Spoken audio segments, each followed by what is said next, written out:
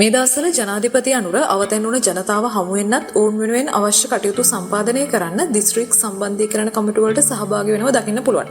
හැබැයි ඉතින් විශේෂ දෙයක් තමයි අපේ රටේ ඉස්සර හිටිය ජනාධිපතිවරු වගේ චොපර් වලින් නෙමෙයි මේ රට වටේ යන ගමන යන්නේ. ඉතින් 6 වෙනිදා උදේ මල්වතු මහනාහිමිවරුන් බැහැදකලා මේ වෙලාවේ රජයේ වැඩපිළිවෙල පිළිබඳව දැනුවත් කරලා ආශිර්වාද ලබාගෙන පටන් ගත්ත මේ දින තුනක ගමන දිස්ත්‍රික් 6ක දිස්ත්‍රික් සංවර්ධන කමිටු කැඳවලා විපතටපත් උනේ ජනතාව හමු වෙලා ඔවුන් එක්ක සුහදව ඔවුන්ගේ ප්‍රශ්න වලටත් ඇහුම්කන් දෙමින් කරපු දීර්ඝ වෙහෙසකර ගමනක්.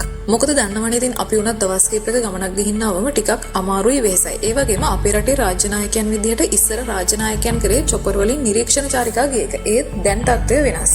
ඉතින් මේ ගමනේදී රාජ්‍ය නිලධාරීන් සහ හමුදාව මේ ආපදා තත්ත්වයේදී කළ මැදිහත් වීමට ජනාධිපතිතුමා ස්තුති කළා වගේම ඔහු සම්බන්ධීකරණ කමිටුවලදී කිව්ව පොදු කාරණයක් තමයි මේ ජන ජීවිත යථා තත්ත්වයට පත් කිරීමේදී සාමාන්‍ය රාජ්‍ය යාන්ත්‍රණයේ ඉක්මවා යන මෙහෙයුම් යාන්ත්‍රණයක් අවශ්‍ය බව. මේ සාකච්ඡා අතර ගත්ත විශේෂ තීරණයක් තමයි ග්‍රෙගරි වැව වාරිමාර්ග දෙපාර්තමේන්තුව යටතට පත් කිරීම. ඒක විශේෂ සිද්ධියක්. ඒ සාකච්ඡාවේදී රාජ්‍ය නිලධාරීන් පැවසූ විදිහට ග්‍රෙගරි වැව මෙතෙක් තිබිලා තියෙන සභාව යටතේ වාරිමාර්ග දෙපාර්තමේන්තුවට පවරන්න උත්සාහ කළත් සභාවයකට එරෙහි වෙලා තියෙනවා. ඒත් ඒ වෙලාවේ ජනාධිපතිතුමා හරිම සංසුන් විදිහට පැහැදිලි කරලා කියනවා සභාවට තාක්ෂණික සහාය නැති නිසා ඒක වාරිමාර්ග දෙපාර්තමේන්තුවට ලබා දෙන්න කියලා. මේක මම විශේෂ සිද්ධියක් කියලා කියන්න හේතුව තමයි ඔයාලට මතක ඇති මීට කලින් රනිල් වික්‍රමසිංහ බලේ ඉන්න කාලේ රාජ්‍ය නිලධාරීන්ට බල කරලා නුවරඑළිය තැපැල් කාර්යාලය විකුණන්න උත්සාහ කළේ කොහොමද කියලා. ඇත්තටම මීට කලින් අපේ රටේ අත්දැකීම් එක්ක බැලුවම මේ ආපදාවේදී රජය වන්දි ලබා දීමේ ක්‍රියාවලිය ගොඩක් කාර්යක්ෂමයි. මොකද කලින් මේ වගේ වන්දි ලබා ගන්න නිලධාරීන් පස්සේ ගිහින් මිනිස්සුන්ට ගොඩක් අපහසුතාවයට පත් වෙන සිදු වුණා.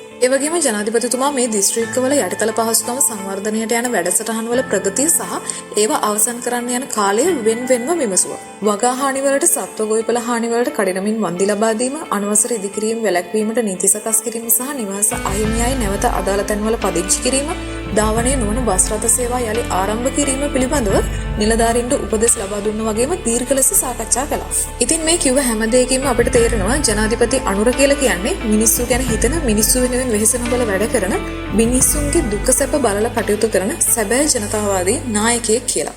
දැන් වෙවේ අයිති තියෙන්නේ මහ ඔගොල්ලෝ ගාව. තොරාරින අහිතේ විතරයි. අයිති තියෙන ප්‍රාදේශීය ලේකමට වැවි. වාරිමාර්ග දෙපාර්තමේන්තුවට පවරනවා නම් හොඳ අපි DCC වල තීරණ අරගත්තා. මොකද්ද වෙන්නේ ඒක? මේ සාකච්ඡා කරා යෝජනා කරා වාරිමාර්ග පවරන්න. නමුත් සභාවයකට විරුද්ධ වුණා සභාව පවරන්න ගැටලු තිබ්බේ. ඒ කියන්නේ සභාවට ওই තාක්ෂණික සහාය නෑ නේද?